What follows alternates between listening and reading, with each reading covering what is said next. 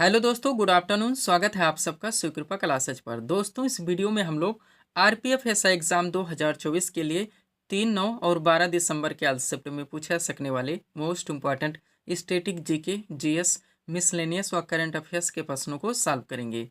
दोस्तों, ये सारे क्वेश्चन हमारे आपके एग्जाम में पूछे जा रहे हैं। प्रश्नों के सभी टॉपिक्स, प्रश्नों के लेवल व प्रश्नों के टेंस, इसके अलावा दोस्तों आपके प्रीवियस ईयर एग्जाम्स के प्रश्नों को पूरी तरह से एनालाइज करके बनाया गया एक मोस्ट इम्पॉर्टेंट वीडियो है। तो दोस्तों, आप लोग इन्हें कॉन्सेंट्रेट होकर सॉल्व करें। क्वेश्चंस कम सॉल्व होने पर पुनः प्रश्नों का रिवीजन करें, ताकि आरपीएफ एसआई एग्जाम 2024 में आप लोग स्टैटिक जीके, जीएस, मिसलेनियस और करंट अफेयर्स के टॉपिक से अच्छा स्कोर कर सकें। ध्यान रखें दोस्तों, आपके एग्जाम में आपका पूरा स्टैटिक जीके यानी कि हिस्ट्री, पॉलिटी, ज्योग्राफी, इकोनॉमिक्स, पूरा आपका मिसलेनियस यानी विविध वाला चैप्टर, पूरा आपका जीएस यानी कि जनरल साइंस और करंट अफेयर्स, इन सभी टॉपिक्स का अच्छा खासा वेटेज है। पूरे 50 क्वेश्चंस आपके इन सभी टॉपिक्स से पूछे जा रहे हैं। तो चलिए दोस्तों, ज़्यादा समय न लेते हुए हम लोग इन सभी मोस्ट इंपॉर्टेंट प्रश्नों को सॉल्व करना शुरू करते हैं। दोस्तों, क्वेश्चंस को स्टार्ट करेंगे हम लोग जीके के टॉपिक से। फर्स्ट क्वेश्चन है हमारा, जनगणना 2011 के अनुसार भारत का जनसंख्या घनत्व कितना है? करेक्ट आंसर होगा 382 व्यक्ति प्रति वर्ग किलोमीटर। फर्स्ट क्वेश्चन दोस्तों आपका किस टॉपिक से लगा हुआ है? सेंसस 2011 से, यानी कि जनगणना 2011 से, जो कि आपका सुपर टॉपिक है, आपका ट्रेंडिंग टॉपिक है। आपके हर शिफ्ट में दोस्तों यहाँ से क्वेश्चंस पूछे जा रहे हैं। तो जनगणना 2011 से रिलेटेड जितने भी क्वेश्चन, जितने भी फैक्ट बन सकते हैं, ए टू जेड, बेसिक से लेकर सब कुछ पूरी तरह से कंप्लीट करके सीट आपके सामने लगा दी गई है। अगर इस सीट को आप लोग अच्छे से प्रिपेयर करके चलते हैं, इस टॉपिक से रिलेटेड कोई भी क्वेश्चन आपके एग्जाम में किसी भी फॉर्मेट से, किसी भी टेंट से आते हैं, ना क्वेश्चन आपसे मिस होंगे और ना ही एग्जाम में आपको तुक्का लगाना पड़ेगा। तो चलिए दोस्तों, इस सुपर टॉपिक्स को हम लोग पूरी तरह से कंप्लीट करना शुरू करते हैं। क्वेश्चन था हमारा, जनगणना 2011 के अनुसार भारत का जनसंख्या घनत्व कितना है? करेक्ट आंसर होगा 382 व्यक्ति प्रति वर्ग किलोमीटर। अब चलिए दोस्तों, इस सीट को थोड़ा सा अपने सामने करते हैं। देखिएगा, इंपॉर्टेंट पॉइंट्स के जरिए इस टॉपिक को ए टू जेड पूरी तरह से कंप्लीट किया गया है। पहला पॉइंट है आपका, भारत में जनगणना की शुरुआत 1872 में लॉर्ड मेयो के कार्यकाल में हुई थी। नेक्स्ट, भारत में नियमित जनगणना की शुरुआत 1881 में लॉर्ड रिपन के कार्यकाल में हुई थी। पूरी तरह से आपको प्रिपेयर करके चलने हैं। आगे बढ़िएगा, पॉइंट है आपका, स्वीडन 1749 में पहली बार आधुनिक विश्व में जनगणना कराने वाला देश है, और अमेरिका 1790 में 10 के जनगणना की शुरुआत कराने वाला देश है। नेक्स्ट, स्वतंत्र भारत की पहली जनगणना 1951 में हुई थी। ध्यान रखेंगे। आगे बढ़ेंगे, पॉइंट है आपका, 2011 की जनगणना भारत की 15वीं जनगणना और स्वतंत्र भारत की 7वीं जनगणना थी। नेक्स्ट, 2011 की जनगणना का आदर्श वाक्य, तो हमारी जनगणना हमारा भविष्य था। आगे बढ़ेंगे, पॉइंट है आपका, 2011 की जनगणना के समय जनगणना आयुक्त तो डॉक्टर सी चंद्रमौली थे, और 2011 की जनगणना की अनुमानित लागत 2200 करोड़ थी। ध्यान रखेंगे आप लोग। आगे बढ़ते हैं दोस्तों, अगला पॉइंट है आपका, 2001 से 2011 ईस्वी के बीच भारत की जनसंख्या की दशकीय वृद्धि तो 17.7% रही। इस फैक्ट को आप लोग रट के रखेंगे। आगे बढ़िएगा, पॉइंट है आपका, 1911 से 1921 ईस्वी के दौरान भारत में जनसंख्या की दशकीय वृद्धि ऋणात्मक कितना -0.31% हो गई, और यह भारत की जनगणना के इतिहास में पहली बार हुआ, जिस कारण 1921 ईस्वी को महान विभाजक वर्ष यानी कि year of the great divide कहा जाता है। ध्यान रखेंगे, ये आपकी बेसिक चीज़ें थी। अब जनगणना 2011 से दोस्तों जो डाटा निकल के आया, उसको आप लोग क्रम से पूरी तरह से कंप्लीट करेंगे। देखिएगा, पहला पॉइंट है आपका, 2011 की जनगणना के अनुसार भारत की कुल जनसंख्या तो 1,21,08,54,977, यानी एक रूप में कहा जाए तो 121 करोड़ है, जो कि विश्व की कुल जनसंख्या का 17.5% है। आगे बढ़ेंगे, पॉइंट है आपका, 2011 की जनगणना के अनुसार इनमें पुरुष जनसंख्या की बात की जाए तो 51.47% है, और महिला जनसंख्या की बात की जाए तो 48.53% है। ध्यान रखेंगे आप लोग। आगे बढ़ते हैं, पॉइंट है आपका, 2011 की जनगणना के अनुसार देश की कुल जनसंख्या में शहरी जनसंख्या तो 31.2% एवं ग्रामीण जनसंख्या दोस्तों 68.8% है। ध्यान रखेंगे आप लोग। आगे बढ़ते हैं, पॉइंट है आपका, 2011 की जनगणना के अनुसार सर्वाधिक जनसंख्या वाला राज्य तो उत्तर प्रदेश है, एवं न्यूनतम जनसंख्या वाला राज्य सिक्किम है। ध्यान रखेंगे। और इसी के साथ दोस्तों केंद्र शासित प्रदेश में आप कलेक्ट करेंगे तो 2011 की जनगणना के अनुसार सर्वाधिक जनसंख्या वाला केंद्र शासित प्रदेश वो दिल्ली है, एवं न्यूनतम जनसंख्या वाला केंद्र शासित प्रदेश लक्षद्वीप है। पूरी तरह से आपको प्रिपेयर करके चलने। हम आपको बताना चाहेंगे दोस्तों, आपके एग्जाम्स में जो पूरे 50 क्वेश्चंस का वेटेज है, आपके पूरे पाठ्यक्रम को प्रिपेयर करके 28 PDF में इसको पूरी तरह से कंप्लीट कर लिया गया है। ये PDF अभ्यर्थियों को दिए जा रहे हैं। अगला पॉइंट आप लोग देखिएगा, ध्यान दीजिएगा दोस्तों। मैं आपको बताना चाहूँगा, सबसे पहले दोस्तों आप जो भी डाटा आएगा राज्य में सबसे कम और सबसे ज़्यादा कंप्लीट करेंगे, और साथ में दोस्तों केंद्र शासित प्रदेश के भी डाटा को पूरी तरह से क्रम से कंप्लीट करते हुए चलेंगे। देखिएगा, पॉइंट है आपका 2011 की जनगणना के अनुसार सर्वाधिक 10 के जनसंख्या वृद्धि वाला राज्य तो मेघालय कितना यहाँ का 27.95%। एवं न्यूनतम 10 के वृद्धि वाला राज्य तो नागालैंड है, कितना यहाँ का -0.6%। अब केंद्र शासित प्रदेश में देखिए तो 2011 की जनगणना के अनुसार सर्वाधिक 10 के जनसंख्या वृद्धि वाला केंद्र शासित प्रदेश तो दादरा एवं नगर हवेली कितना है का 55.9%। एवं न्यूनतम 10 के वृद्धि वाला केंद्र शासित प्रदेश और लक्षद्वीप है, कितना है का 6.3%। ध्यान रखेंगे आप लोग। आगे बढ़िएगा, अगला डाटा आपका क्या दोस्तों, 2011 की जनगणना के अनुसार भारत का जनसंख्या घनत्व तो 382 व्यक्ति प्रति वर्ग किलोमीटर। ध्यान रखेंगे। अब सबसे पहले दोस्तों आप लोग राज्य में देखिए, पुनः हम लोग दोस्तों क्रम से केंद्र शासित प्रदेश में कंप्लीट करेंगे। देखिएगा, 2011 की जनगणना के अनुसार सर्वाधिक जनसंख्या घनत्व वाला राज्य वो बिहार है, कितना यहाँ का 1106 व्यक्ति प्रति वर्ग किलोमीटर। एवं न्यूनतम जनसंख्या घनत्व वाला राज्य वो अरुणाचल प्रदेश है, कितना यहाँ का केवल 17। ध्यान रखेंगे। अब केंद्र शासित प्रदेश में देखिए तो 2011 की जनगणना के अनुसार सर्वाधिक जनसंख्या घनत्व वाला केंद्र शासित प्रदेश वो दिल्ली है, कितना यहाँ का 11,320। एवं न्यूनतम जनसंख्या घनत्व वाला केंद्र शासित प्रदेश वो अंडमान निकोबार द्वीप समूह है, कितना यहाँ का केवल 46। ध्यान रखेंगे। हम आपको बताना चाहेंगे दोस्तों, जो भी टॉपिक समाज द्वारा उठाए जाते हैं उनको वहीं पे हर ट्रेंड से पूरी तरह से कंप्लीट कर दिया जाता है। इसके लिए मुझे कितनी भी बुक्स से मटेरियल का कलेक्शन क्यों ना करना पड़े।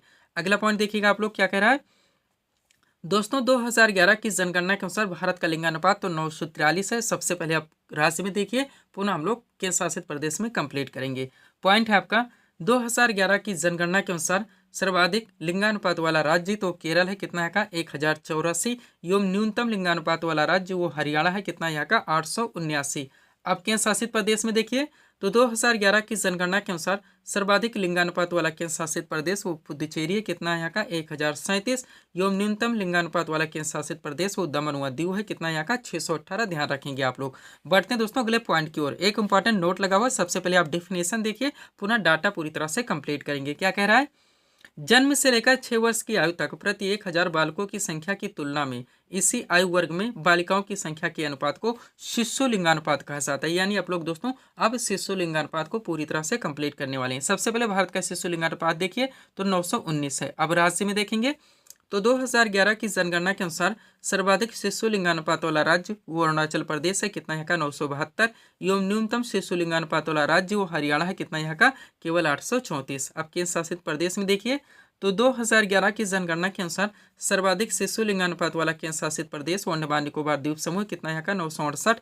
एवं न्यूनतम शिशु लिंगानुपात वाला केंद्र शासित प्रदेश वो दिल्ली, कितना यहाँ का 871। ध्यान रखेंगे आप लोग। बढ़ेंगे दोस्तों अगले फैक्ट की ओर। नोट देखिए इंपॉर्टेंट, पुनः हम लोग दोस्तों डाटा को पूरी तरह से कंप्लीट करेंगे। क्या कह रहा है, 7 वर्ष और उससे अधिक का जो व्यक्ति किसी भाषा को समझ सकता हो और उसे लिख या पढ़ सकता हो साक्षर कहलाता है। यानी लिटरेसी साक्षरता हम लोग पूरी तरह से कंप्लीट करने वाले हैं। सबसे पहले भारत की साक्षरता दर देखिए तो 2011 की जनगणना के अनुसार भारत की साक्षरता दर 74.04% है। रट के रखेंगे। अब राज्य में देखिए तो 2011 की जनगणना के अनुसार भारत का सर्वाधिक साक्षरता वाला राज्य जो केरल है, कितना यहाँ का 94%।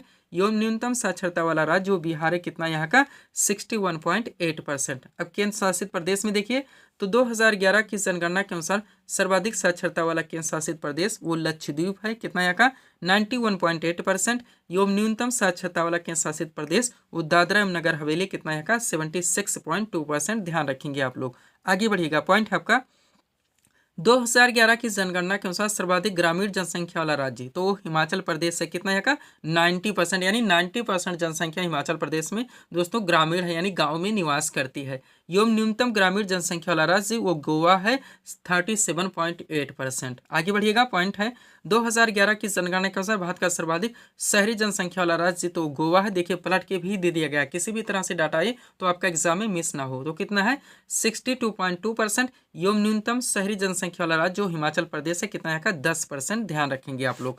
आगे बढ़िएगा दोस्तों। अगला पॉइंट आपका क्या कह रहा है, अब यहीं पे दोस्तों आप लोग केंद्र शासित प्रदेश को पूरी तरह से कंप्लीट करेंगे। क्या कह रहा है, 2011 की जनगणना के अनुसार भारत का सर्वाधिक शहरी जनसंख्या वाला केंद्र शासित प्रदेश तो दिल्ली है। कितना है यहाँ का 97.5%। एवं न्यूनतम शहरी जनसंख्या वाला केंद्र शासित प्रदेश वो अंडमान निकोबार द्वीप समूह। कितना है यहाँ का 37.7%। अगला पॉइंट देखिएगा क्या कह रहा है। 2011 की जनगणना के अनुसार भारत में अनुसूचित जाति यानी एससी की बात हो रही है। कुल संख्या कितनी है तो 20.14 करोड़ है। इतनी संख्या निवास करती है। अब राज्य व केंद्र शासित प्रदेश किसमें ज्यादा है ये कलेक्ट कीजिए। तो 2011 की जनगणना के अनुसार भारत का सबसे ज्यादा अनुसूचित जाति यानी एससी जनसंख्या वाला राज्य या केंद्र शासित प्रदेश तो उत्तर प्रदेश है। हर फॉर्मेट से दोस्तों जहां जहां से क्वेश्चन जिस लेवल से, जिस ट्रेंड से, जिस फॉर्मेट से बन सकते हैं पूरी तरह से कंप्लीट किया गया है। अब प्रतिशत में देखिए तो 2011 की जनगणना के अनुसार सबसे ज्यादा अनुसूचित जाति यानी एससी जनसंख्या प्रतिशतता वाला राज्य के शासित प्रदेश तो पंजाब है। कितना है का 31.9%। एक इंपॉर्टेंट नोट देख लीजिए यहीं पे दोस्तों। 2011 की जनगणना के अनुसार नागालैंड हो गया, अरुणाचल प्रदेश हो गया, लक्षद्वीप हो गया, अंडमान निकोबार द्वीप समूह हो गया में कोई भी अनुसूचित जाति यानी कि एससी निवास नहीं करती है। ये भी आप लोग ध्यान रखेंगे। आगे बढ़ते हैं अगले पॉइंट की ओर। अगला पॉइंट आपका क्या कह रहा है दोस्तों देखिएगा। 2011 की जनगणना के अनुसार देश में अनुसूचित जनजाति यानी एसटी की बात हो रही है। सबसे पहले संख्या देखिए कुल कितनी है तो 10.43 करोड़ है। अब राज्य व केंद्र शासित प्रदेश किसमें ज्यादा है तो 2011 की जनगणना के अनुसार भारत का सबसे ज्यादा अनुसूचित जनजाति जनसंख्या वाला राज्य के शासित प्रदेश तो मध्य प्रदेश है। ध्यान रखेंगे। अब प्रतिशत में देखिए तो 2011 की जनगणना के अनुसार सबसे ज्यादा अनुसूचित जनजाति यानी एसटी जनसंख्या प्रतिशतता वाला राज्य के शासित प्रदेश तो लक्षद्वीप है। कितना यहाँ का 94.8%। ध्यान रखेंगे। एक इंपॉर्टेंट नोट देखिए दोस्तों 2011 की जनगणना के अनुसार पंजाब हो गया, हरियाणा हो गया, दिल्ली हो गया, चंडीगढ़ और पुदुचेरी में कोई भी अनुसूचित जनजाति यानी कि एसटी निवास नहीं करती। ध्यान रखेंगे। 2011 की जनगणना से बेसिक से लेकर इतना आप लोगों को पूरी तरह से कंप्लीट करके चलने हैं। 3 इंपॉर्टेंट फैक्ट देखिएगा दोस्तों 2021 की जनगणना का है।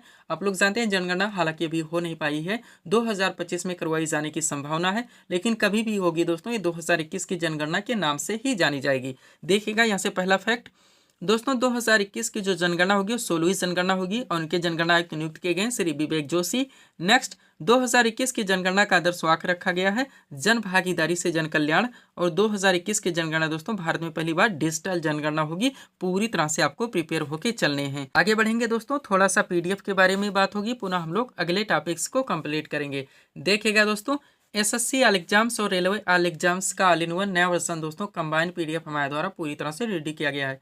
कारण यह दोस्तों आप लोग जानते हैं आपके एसएससी में भी और रेलवे में भी बहुत सारी वैकेंसी लग चुकी है। कई वैकेंसी का आपका टियर 2 है, कई वैकेंसी का आपका एग्जाम डेट भी लग चुका है और एग्जाम भी दोस्तों करवाए जा रहे हैं। तो हम चाहते हैं दोस्तों एसएससी और रेलवे के विभिन्न एग्जाम्स के लिए आपको अलग अलग पीडीएफ लेने की आवश्यकता ना पड़े, इसीलिए इसे डिटेल में पूरी तरह से रेडी किया गया है। इसमें दोस्तों आपका साइंस का भी पूरा स्पेशल पीडीएफ आएगा यानी फिजिक्स, केमिस्ट्री, बायो का पूरा आपका स्टैटिक जीके यानी हिस्ट्री, पॉलिटी, ज्योग्राफी, इकोनॉमिक्स और पूरा आपका मिसलेनियस यानी विविध का भी स्पेशल पीडीएफ आएगा और पूरा आपका दोस्तों करंट का भी स्पेशल पीडीएफ आएगा। इस पीडीएफ को बनाने में दोस्तों आपके एसएससी और रेलवे के विभिन्न एग्जाम्स के प्रीवियस ईयर एग्जाम्स के क्वेश्चंस को भी पूरी तरह से एनालाइज किया गया है। वहाँ से भी दोस्तों मोस्ट क्वेश्चंस को कलेक्ट किया गया है। इसके अलावा दोस्तों आपके क्वेश्चंस के वेटेज को, उनके लेवल को, उनके ट्रेंड को भी पूरी तरह से ध्यान में रखा गया है।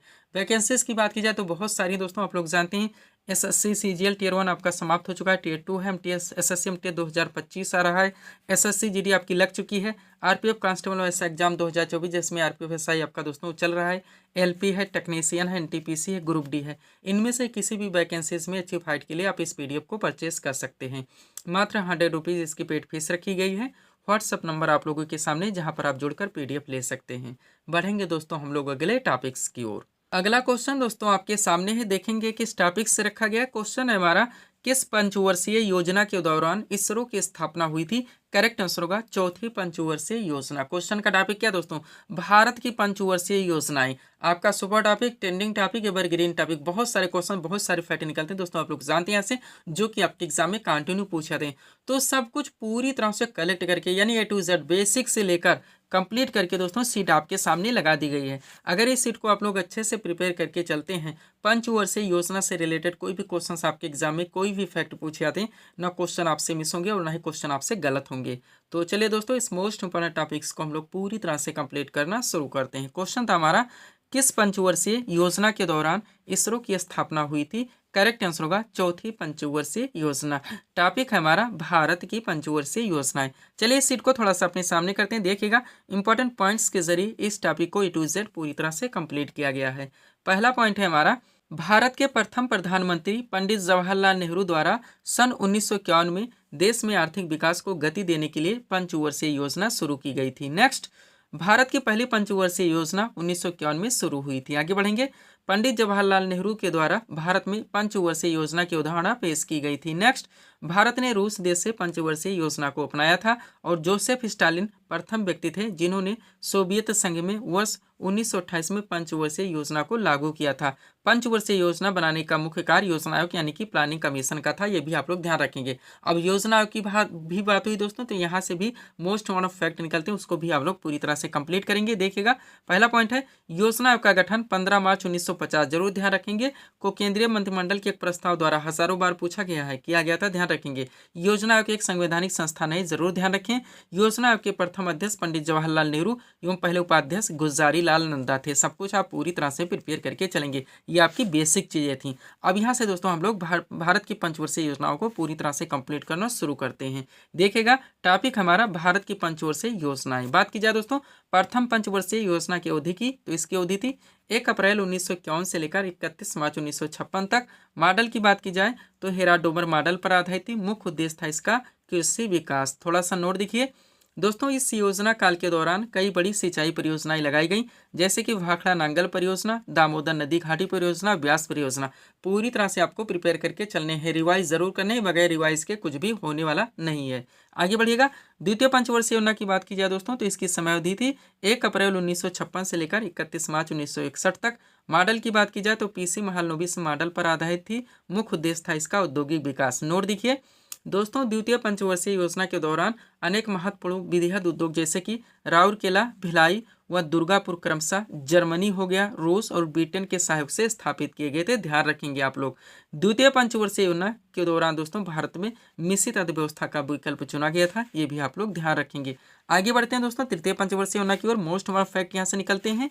बात की जाए तृतीय पंचवर्षीय योजना की, तो इसका मुख्य उद्देश्य था आत्मनिर्भरता, कृषि एवं उद्योग का विकास। अब इंपॉर्टेंट फैक्ट देखिए क्या है, तृतीय पंचवर्षीय योजना अपने उद्देश्य को प्राप्त करने में असफल रही, इसलिए इसे एक असफल योजना माना जाता है, जिसके मुख्य कारण थे भारत चीन युद्ध 1962, भारत पाक युद्ध 1965 तथा भूतपूर्व सूखा 1966। नेक्स्ट, तृतीय पंचवर्षीय योजना की असफलता के बाद सरकार को योजना अवकाश कब 1966 से 67, 67 से 68 और 68 से 69 की घोषणा करनी पड़ी, और इस अवधि में 3 वार्षिक योजनाएं तैयार की गई थी, हजारों बार पूछे गए हैं। नेक्स्ट, हरित क्रांति की शुरुआत तृतीय पंचवर्षीय योजना के दौरान हुई थी, ये भी आप लोग ध्यान रखेंगे। आगे बढ़ते हैं चौथी पंचवर्षीय योजना की ओर। देखिएगा बात की जाए दोस्तों चौथी पंचवर्षीय योजना की, तो मॉडल की बात की जाए DR गाडगिल मॉडल पर आधारित थी। मुख्य उद्देश्य था इसका स्थिरता के साथ आत्मनिर्भरता एवं कृषि तथा सिंचाई पर महत्व। अब 3 क्वेश्चन यहाँ से सुपर निकलते हैं। देखिएगा पहला है, किस पंचवर्षीय योजना में 14 बैंकों का राष्ट्रीयकरण किया गया, तो चौथी पंचवर्षीय योजना थी। नेक्स्ट, किस पंचवर्षीय योजना में भारत की कृषि वृद्धि दर सर्वाधिक रही, तो भी चौथी पंचवर्षीय योजना थी। और किस पंचवर्षीय योजना के दौरान इसरो की स्थापना हुई थी, तो भी चौथी पंचवर्षीय योजना ही थी। बढ़ेंगे दोस्तों पांचवी पंचवर्षीय योजना की ओर। मुख्य उद्देश्य था इसका गरीबी उन्मूलन और आत्मनिर्भरता पर बल। अब 2 क्वेश्चन यहाँ से सुपर हैं आपके। पहला, किस पंचवर्षीय योजना में पहली बार गरीबी हटाओ का नारा दिया गया। अब ये बताने की आवश्यकता नहीं दोस्तों, ये कितना इंपॉर्टेंट है, कितनी बार पूछा गया है। तो ये 5वीं पंचवर्षीय योजना के दौरान हुआ था। और कौन सी पंचवर्षीय योजना जो केवल 4 वर्ष ही चली थी, तो भी 5वीं पंचवर्षीय योजना थी, ध्यान रखेंगे आप लोग। बढ़ेंगे दोस्तों हम लोग 6ठी पंचवर्षीय योजना की ओर। देखिएगा बात की जाए समय अवधि की, तो 1980 से लेकर 1985 तक थी। मुख्य उद्देश्य था इसका गरीबी उन्मूलन और रोजगार में वृद्धि। अब मोस्ट और फैक्ट यहाँ से निकलते हैं। देखिएगा पहला पॉइंट है, किस पंचवर्षीय योजना में समन्वित ग्रामीण विकास कार्यक्रम शुरू हुआ था, तो 6ठी पंचवर्षीय योजना के दौरान। और 6ठी पंचवर्षीय योजना के दौरान जनसंख्या वृद्धि को नियंत्रित करने के लिए परिवार नियोजन कार्यक्रम शुरू किया गया था, ध्यान रखेंगे। और मोस्ट इंपोर्टेंट फैक्ट, 6ठी पंचवर्षीय योजना के दौरान शिवरामन समिति की सिफारिश पर कब 1982 में क्या राष्ट्रीय कृषि एवं ग्रामीण विकास बैंक यानी कि नाबार्ड की स्थापना की गई थी, ध्यान रखेंगे। 7वीं पंचवर्षीय योजना की बात की जाए, समाधि थी इसकी 1985 से 1990। मुख्य उद्देश्य था इसका रोजगार, शिक्षा तथा जन स्वास्थ्य का विकास। Most important fact. आगे बढ़िएगा दोस्तों, बात की जाए 8वीं पंचवर्षीय योजना की, तो इसकी समयावधि थी 1992 से लेकर 1997। मुख्य उद्देश्य था मानव संसाधन का विकास, मोस्ट इंपॉर्टेंट। 9वीं पंचवर्षीय योजना की बात की जाए, समयावधि थी इसकी 1997 से 2002। मुख्य उद्देश्य था इसका न्यायपूर्ण वितरण एवं समानता के साथ विकास। बात की जाए 10वीं पंचवर्षीय योजना की, तो इसकी समयावधि थी 2002 से 2007। मुख्य उद्देश्य था इसका गरीबी और बेरोजगारी को समाप्त करना एवं अगले 10 वर्षों में प्रति व्यक्ति आय को दोगुनी करना। ध्यान रखेंगे आप लोग। बढ़ते हैं 11वीं पंचवर्षीय योजना की ओर। समयावधि थी इसकी 2007 से 2012। मुख्य उद्देश्य था इसका तीव्रतम एवं समावेशी विकास। और 12वीं पंचवर्षीय योजना की बात की जाए, समयावधि थी इसकी 2012 से 2017। मुख्य उद्देश्य था इसका तीव्रतम समावेशी और सतत विकास। इसके बाद में आप लोग जानते हैं दोस्तों, पंचवर्षीय योजनाएं समाप्त कर दी गई। उसके स्थान पर दोस्तों 1 जनवरी 2015 को नीति आयोग का गठन कर दिया गया। वर्तमान में नीति आयोग के CEO और उपाध्यक्ष कौन है, ये आप लोग कमेंट करके बताएंगे। PDF के लिए दोस्तों ये हमारा व्हाट्सअप नंबर लगा हुआ है। बढ़ते हैं दोस्तों हम लोग अगले टॉपिक्स की ओर। अगला क्वेश्चन दोस्तों आपके सामने है, देखेंगे किस टॉपिक से रखा गया। क्वेश्चन है हमारा, त्रिस्तरीय पंचायती राज व्यवस्था का सुझाव किस समिति ने दिया। करेक्ट आंसर होगा बलवंत राय मेहता समिति ने। क्वेश्चन का टॉपिक क्या दोस्तों, पंचायती राज व्यवस्था। ये भी आपका सुपर टॉपिक है दोस्तों। आप लोग जानते हैं बहुत सारे क्वेश्चन, बहुत सारे फैक्ट यहाँ से निकलते हैं जो कि आपके एग्जाम में कंटिन्यू पूछे जाते हैं। वो हर टॉपिक्स दोस्तों हमारे द्वारा पूरी तरह से प्रिपेयर किए गए हैं, जहां जहां से आपके एग्जाम्स में क्वेश्चंस बनने हैं। तो देखिएगा दोस्तों, ये टू जेड कलेक्ट करके सीट आपके सामने लगी हुई है। अच्छे से इसको आप लोगों को प्रिपेयर करके चलने हैं। चलिए शुरू करते हैं हम लोग। क्वेश्चन था हमारा, त्रिस्तरीय पंचायती राज व्यवस्था का सुझाव किस समिति ने दिया। करेक्ट आंसर होगा बलवंत राय मेहता समिति ने। आप चलिए दोस्तों इस सीट को थोड़ा सा अपने सामने करते हैं। देखिएगा इंपॉर्टेंट पॉइंट्स के जरिए इस टॉपिक को A to Z पूरी तरह से कंप्लीट किया गया है। पहला पॉइंट है आपका, पंचायती राज व्यवस्था भारत में स्थानीय स्वशासन का एक विकेंद्रीकृत रूप है। ध्यान रखेंगे। नेक्स्ट, यह ग्रामीण समुदायों को सशक्त बनाने और जमीनी स्तर पर लोकतंत्र को बढ़ावा देने के लिए पेश की गई थी। ध्यान रखेंगे। आगे बढ़ेंगे। अब आप लोग जानते हैं दोस्तों, पंचायती राज व्यवस्था में 3 स्तर होते हैं। सबसे पहले ग्राम पंचायत, फिर पंचायत समिति और फिर जिला परिषद। ध्यान रखेंगे आप लोग। अब यहाँ से दोस्तों आप A to Z most questions को पूरी तरह से कलेक्ट करेंगे। देखिएगा पहला पॉइंट है आपका, भारत में प्रतिवर्ष 24 अप्रैल को राष्ट्रीय पंचायती राज दिवस मनाया जाता है। इस दिवस का मुख्य उद्देश्य स्थानीय शासन के महत्व के बारे में जागरूकता बढ़ाना है। नेक्स्ट, पंचायती राज व्यवस्था को 73वें संविधान संशोधन 1992 के द्वारा संवैधानिक दर्जा प्रदान किया गया। आगे बढ़ेंगे। पंचायती राज व्यवस्था सर्वप्रथम 2 अक्टूबर 1959 को राजस्थान के नागौर जिले से आरंभ की गई थी। नेक्स्ट, त्रिस्तरीय पंचायती राज व्यवस्था का सुझाव बलवंत राय मेहता समिति के द्वारा दिया गया था। आप लोग जान चुके हैं। संविधान की 11वीं सूची में इसका वर्णन है। इसमें टोटल 29 कार्यों को शामिल किया गया है और लॉर्ड रिपन को दोस्तों भारत में स्थानीय स्वशासन का जनक माना जाता है। ध्यान रखेंगे। अब 4 पहले क्वेश्चन आप लोग पूरी तरह से कलेक्ट कीजिए। देखिएगा पहला क्वेश्चन है, ग्राम पंचायत की स्थापना का प्रावधान भारतीय संविधान के किस भाग में है। तो भाग 4 में है। आगे बढ़िएगा।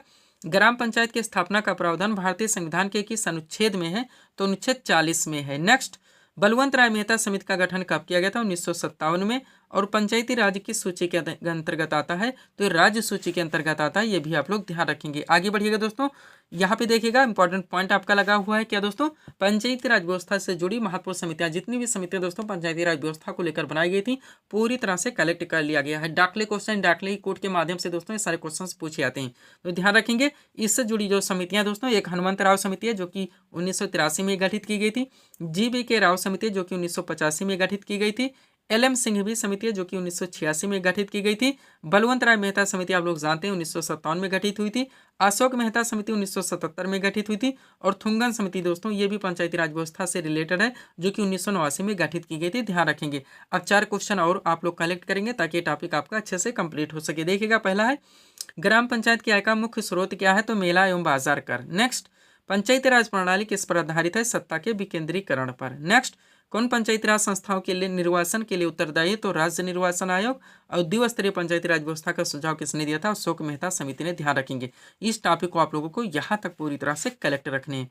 PDF के लिए दोस्तों ये हमारा व्हाट्सअप नंबर लगा हुआ है। बढ़ेंगे दोस्तों हम लोग अगले टॉपिक्स की ओर।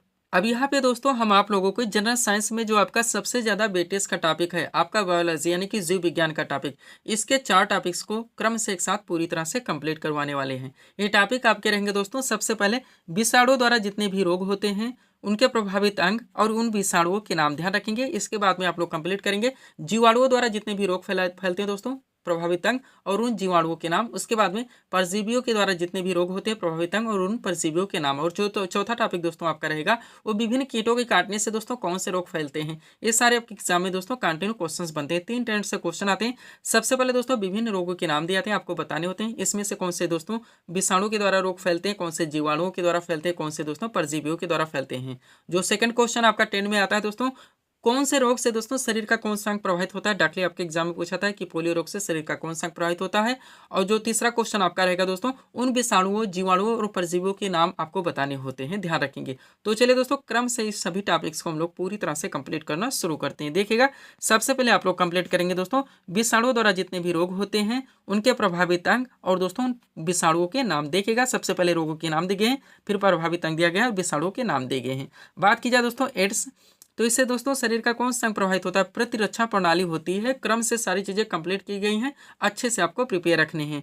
और दोस्तों इसके विषाणु का नाम HIV है। नेक्स्ट डेंगू ज्वर से दोस्तों संपूर्ण शरीर प्रभावित होता है, इसके दोस्तों विषाणु का नाम आब्रो विषाणु है। पोलियो रोग से दोस्तों गला भी प्रभावित होता है, रीढ़ भी होती है, नाड़ी भी होता है, ध्यान रखेंगे।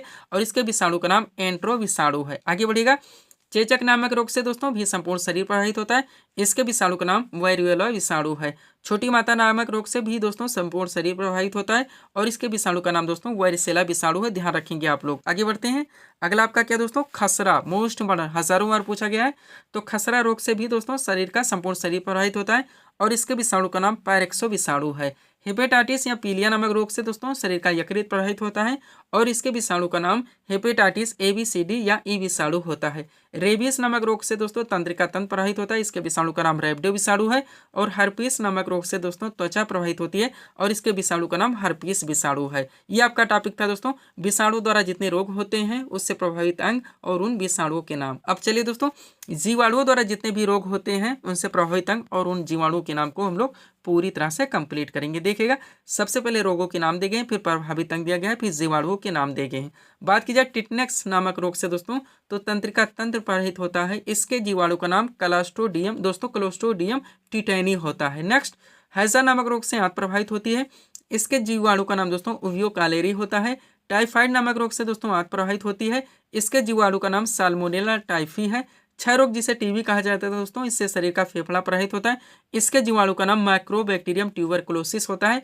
डिप्थीरिया नामक रोग से दोस्तों श्वास नली प्रभावित होती है, इसके दोस्तों जीवाणु का नाम कोरोनी बैक्टीरियम डिप्थीरी होता है, ध्यान रखेंगे। 100% सारी चीजें दोस्तों कलेक्ट की गई, जैसे भी क्वेश्चन आए आपके एग्जाम में आपसे क्वेश्चन मिस ना हो। आगे बढ़िएगा।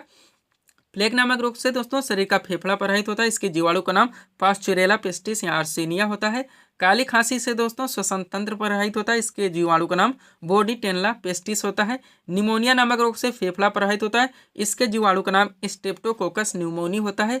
कुष्ठ रोग से दोस्तों तंत्रिका तंत्र त्वचा प्रभावित होती है, इसके जीवाणु का नाम माइकोबैक्टीरिया लेप्री होता है। गोनोरिया नामक रोग से मूत्र मार्ग प्रभावित होता है, इसके जीवाणु का नाम नेसेरिया गोनोरी होता है। और सिफिलिस नामक रोग से दोस्तों जननांग प्रभावित होता है, इसके जीवाणु का नाम ट्रिपोनिया होता है, ध्यान रखेंगे आप लोग। ये जीवाणु द्वारा जितने भी रोग हैं दोस्तों प्रभावित अंग और उन जीवाणु के नाम को आप लोग पूरी तरह से कंप्लीट किए हैं।